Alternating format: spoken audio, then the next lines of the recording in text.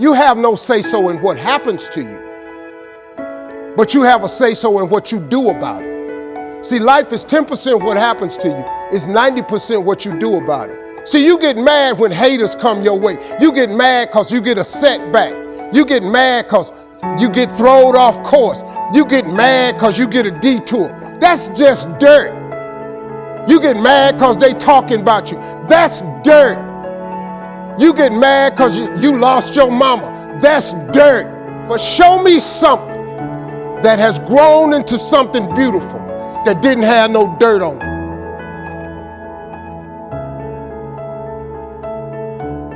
Easy is not an option. It's hard living. Life is hard.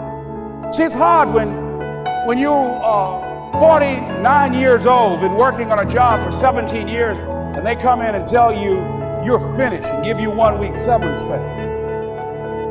And you got to start all over again. It's hard when you are married and raising children and your children are crawling and your husband dies unexpectedly. It's hard handling just the tragedies of life. It's hard when you're working on something and you put everything you have in it and it doesn't work out. You lose your money and other people's money. It's hard. It was rough when I lost my job, and I could not find a job. It was humiliating and embarrassing, borrowing money, and then I couldn't pay the money back when I told them I would. That's rough. How people look at you, how they respond to you. It's very hard. It's humiliating. Here's what I discovered that happens to you in life, that you will go through things, and while you're going through them, you can't understand why it's happening to you. You do what it is you're supposed to. You're supposed to build something. You're supposed to create something. I don't know how to do it. Learn. Do whatever is required. Just go out there. It's possible you can get what you want. It's necessary. If you want it, you got to go into action. You got to be willing to experiment. You got to be willing to fail and to succeed. You got to be willing to form and develop new relationships. It's you, it's on you. You got to make that happen. Nobody's going to bring it to you on a silver platter and say, here's your dream, manifest it. No, it's hard. Yes, it's hard. It's difficult. Yes, right. And it's worth it.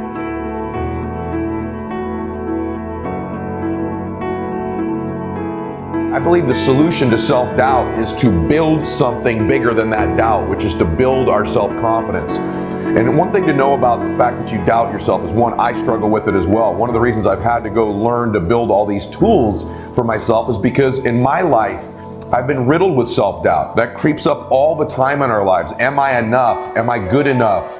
Do I deserve this? Is this something that's part of my destiny? Should I be doing this? And if you believe in the adversary, I believe the adversary's greatest tool that he could use against you to get you to lose in your life is to get you discouraged and doubting.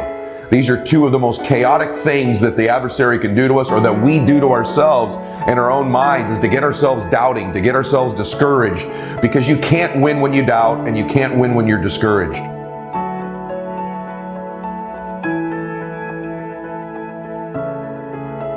See, you get tripped out because you got dirt on you, but you need dirt on you to develop, because dirt ain't just dirt.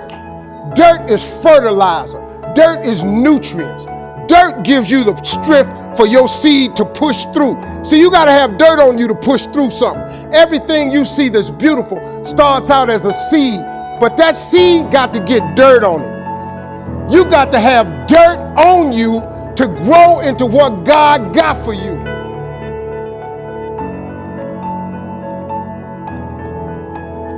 As you go through the challenges of life and you look at it and embrace whatever comes to you, don't run from it.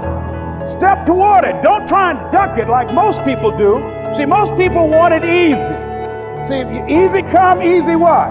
Easy go. See, but when you go at what you're going to deal with and you deal with the difficulties of it, when you handle those hard things close at hand, making those hard decisions right now that you don't want to make, learning those things that you don't like to do, But you know that in order for you to get where you want to go, this is one of the hoops that you have to flip through.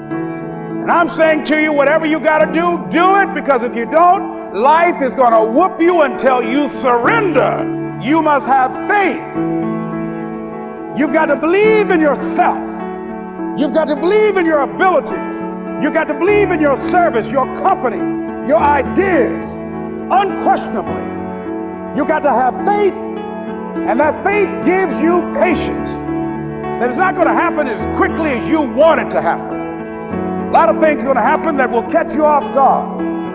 And so therefore you've got to deal with and handle it as it comes. And not only that, but that faith and patience drives you into action. You've got to keep moving and keep plugging away. But the power of belief is so incredible in our lives. It's so insidious, because when we have a belief about something, even if it was given to us by somebody else, our mind goes to work on proving to us that this belief is true. So if somebody told you you weren't enough, or you weren't smart enough, or pretty enough, or fast enough, or strong enough, or you don't come from the right place, or you're not in the right culture, the right race, the right religion, the right height, the right IQ as a young person, or you were put down, and these beliefs were given to you, what happens is your mind tries to prove beliefs true, so it finds references. So once you think it, your mind finds an example of your life where you weren't enough, another one where you weren't enough, you weren't smart enough, you weren't pretty enough, you weren't handsome enough, you weren't strong enough.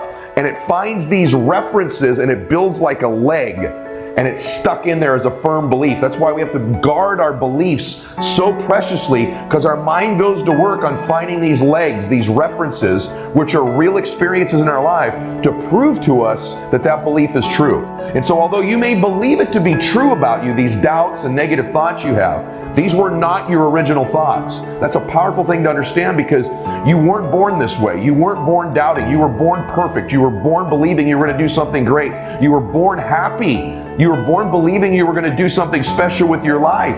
As a baby, I promise you, you had no negative self-talk. You had no negative self-doubt. These are external sources.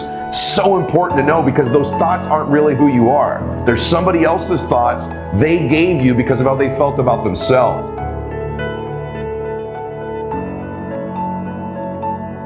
When you're working at your dream, somebody said the harder the battle, the sweeter the victory.